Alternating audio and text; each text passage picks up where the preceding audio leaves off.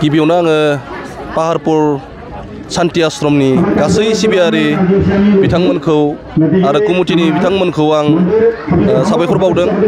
थारैनो आङो आगोलाव फैफेराखैमोन, देग्लाय आं गिबि खेबनि थाखाय फैनाय जादों आरो खोनाबाय थादोंमोन आरो फैनो बिदि सम आरो खाबुआ गोरोबाखैमोन।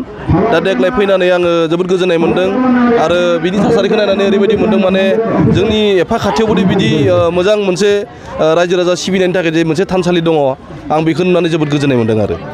दिनैसो गिबि नोंथां? आं दिनैसो गिबि, देग्लायसो फैदों आरो फैबाय थाखासिगोन आरो। सोरनिबा थिननायाव फैदों ना नोंथाङा मिथिनानै फैदों? दा आं खोनाबाय थाखादोंमोन, ओमफ्राय आं दाखालि जोंहा नैबे दादैखौ लोगो मोनबाय कालेक्सनाव, बुंनाय लोगो लोगो गोसोखांनानै ओमफ्राय थांगोन जाखाबाय बिस्थिबाराव, दिनै आरो फैबाय आरो। बे ओनसोलनि थासारिखौ नायनानै माबायदि मोनदों? जोबोद मोजां आरो ओरैनोबाबो जोङो बे ओनसोला जोङो मोनसे बेयाव पिकनिक स्पट मोनसे दङ, जोंनि ससाइटि मोनसे दङ, संख्रि हाजो पिकनिक स्पट होनाय ससाइटि मोनसे दङ। दा बे लामाया बेनो, आं खोनाबाय थादोंमोन, फैफेराखैमोन, देग्लाय फैबाय आरो फैनानै जोङो खमसे खम 7-8 किल'मिटारसो जागोन। 7-8 किल'मिटारनिफ्राय जोङो दैखौ लानानै, हाजोनिफ्राय दै बाज्रुम दङ, बेनिफ्राय दैखौ लानानै अन्थाइ आरो दैमा थाबायनानै जों फैनानै नैबेयाव जोङो मन्दिराव शिब बाबानो लिंग दङ मोनसे, बेयाव लुनांगौ आरो। बे लुनानै जोङो गावबा गावनि जि मोननो गोनां हास्थायनाय बेखौ जोङो बोर बिनो हायो आरो। जोबोद मोजां, जायगाया मोजां, बिनि थासारिखौ मोजां नांदों, बिनि सुबुंफोरा मोजां, सिबियारिफ्रा रेसपन्सखौ मोजां होदों, जोबोद गोजोननाय मोन्दों आरो। नमस्कार। আজি যিটো পবিত্ৰ দিন, আমাৰ এইটো শাওণ মাহৰ 1 মাহ ধৰা যিটো বোলবম শাওণ মহোৎসৱ আছিল, এই শাওণ মহোৎসৱটি আমি এইবাৰ আমাৰ সৌভাগ্য, আজি ৰক্ষাবন্ধন ভাই ভণ্টিৰ যিটো পবিত্ৰ উৎসৱ আমাৰ বিভিন্ন হিন্দু ধৰ্মাৱলম্বীসকলে পালন কৰে। এই উৎসৱৰ দিনে আজি আমাৰ এই শাওণ মাহৰ যিটো সামৰণি অনুষ্ঠান অনুষ্ঠিত কৰিবলৈ আমি আগবাঢ়িছোঁ।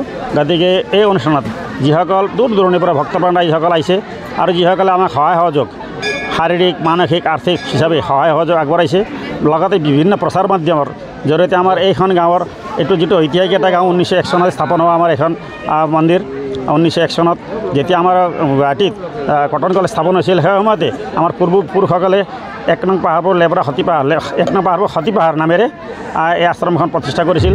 তেতিয়াৰ পৰা জাক জমক হৈ পেলাই ইয়াত চলি আছিলে, কিন্তু মাজত অলপমান বিভিন্ন আন্দোলনৰ পৰিপ্ৰেক্ষিতত কিছু ব্যাঘাত জন্মিছিল। তাৰপিছত ইয়াত আকৌ বিভিন্ন উদ্যোক্তাসকলে আগবাঢ়ি আহি, ভক্তসকলে আগবাঢ়ি আহি পেলাই এই আশ্ৰমখন জাগত জিলিকা কৰিবলৈ প্ৰচেষ্টা হাতত লৈছে। চৰকাৰৰ ফালৰ পৰা কিছু আমি সহায় সহযোগ পাইছোঁ। আমাৰ খটখটি আমাৰ ধৰ্মনাৰায়ণ দাস ডাঙৰীয়াই নিৰ্মাণ কৰি দিছিলে আৰু সহায় সহযোগ পাম বুলি আশা কৰিছোঁ।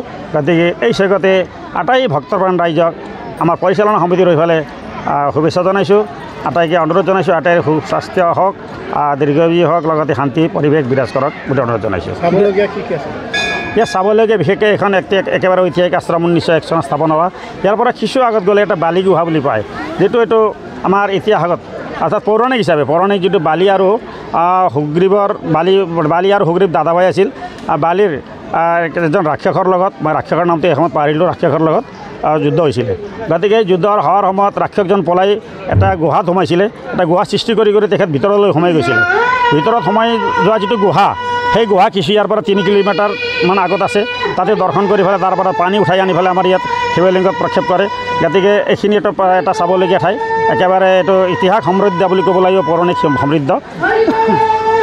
লগতে আমাৰ ইয়াত নিজে উৎপন্ন হোৱা দেৱী মা পঞ্চকন্যা জালাপা দেৱী বুলি ইয়াতে মন্দিৰ আছে। এইটো আমি সৰু থাকোঁতে এজনৰ গাত, আমাৰ গাঁৱৰে এজন সদস্যৰ গাত দেৱী উৎপত্তি হৈছিল, গাত মানে দেৱী লম্বিছিল। তেখেতে গৈ খান্দি হাতেৰে খান্দি খাল বনাই তাতে দেৱী মাৰ উৎপন্ন কৰাইছিল। গতিকে সেইটো চাবলগীয়া এটা আমাৰ বিশেষ এটা অনুষ্ঠান আছে। কোনোবা বাবা বাস কৰিছিল এই মন্দিৰত? আমাৰ পদ্ম বাবা নামৰ এজন সন্যাসী আহিছিল, ক'ৰ পৰা আহিছিল আমি নাজানো। সেইটো আহি পেলাই ইয়াতে জংঘল চাফা কৰি তেখেতে সপোনো দেখিছিল বোলে।